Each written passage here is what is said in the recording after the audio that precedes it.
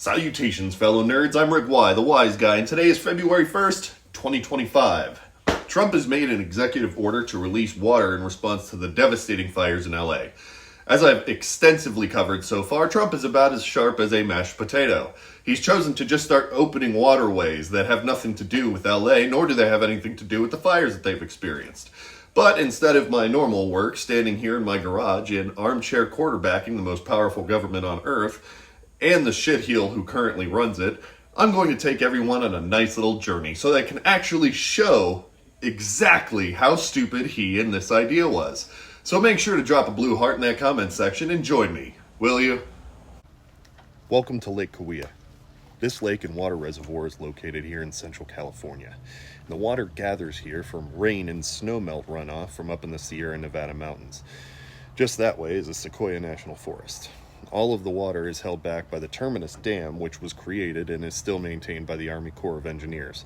The primary mission and purpose for that dam is to keep water flow from the Kaweah River from overwhelming farms and orchard to the wests toward Tulare County when water levels are higher than the year versus when they're experiencing our drier seasons.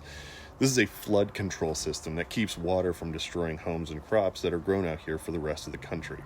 The agricultural hub is actually so significant it exports goods to over 90 countries globally. Notable commodities that many of you are probably familiar with range from the Cutie Citrus Company to Land O'Lakes to Sunkist, which are all massive American companies that grow and distribute their products right here in Tulare County, California. When water management and flood control is paramount to managing this region that the rest of America depends on for much of its food. Yesterday, Trump and his administration officials began to release large amounts of water from here to combat the fires in LA in what Trump is calling a victory. All of this is to create the false narrative that his political opponents here in the state are deliberately trying to withhold resources from suffering people, and with no motive whatsoever. The reasons behind this are clear.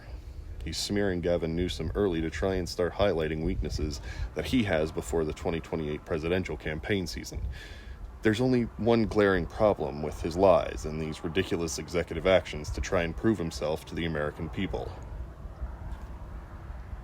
The water released from Lake Kaweah travels down via the Kaweah River, which then splits off as the St. Johns River. These water systems flow into this location, which is simply low-lying territory here closer to the middle of Central Valley, where it empties out into what was once called Tulare Lake. It was once the largest freshwater lake west of the Mississippi. It used to be a huge body of water that also existed as a cultural hub. Some historians and anthropologists say it was home to the largest Native American population north of modern-day Mexico. It's now been reduced to some wetlands and marshes after its tributaries were used for the growing metropolitan areas. When the area dried, it was subsequently populated and used for fertile farmland.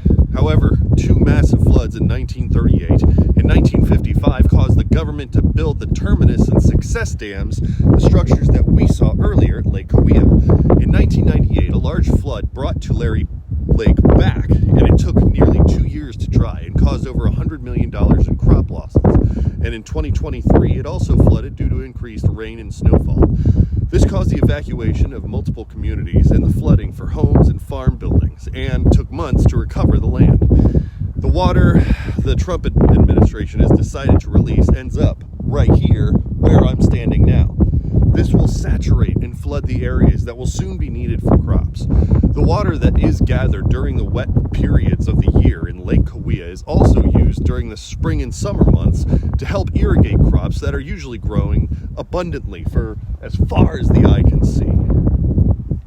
Water experts here have learned how to release and withhold certain amounts of water so there is always enough for drier periods of that year. The environment and soil here is so rich for a variety of different crops, and some of those crops require larger quantities of water to grow the specified harvest yields. Less water means smaller yields, and that directly impacts the price of your groceries across the country. Additionally, this is almost 200 miles north of Los Angeles, 190 to be exact. For a visual, it would take 802,660 ketchup-stained, non-constitutional executive orders laid end to end to cover that distance. Those responsible for management of the vital water resources out here have expressed confusion, as this is far too many printed federal declarations away from any kind of fire. It only aims to reduce the water we need for growing season and flood a large area of land where people currently live. A victory for Trump, indeed.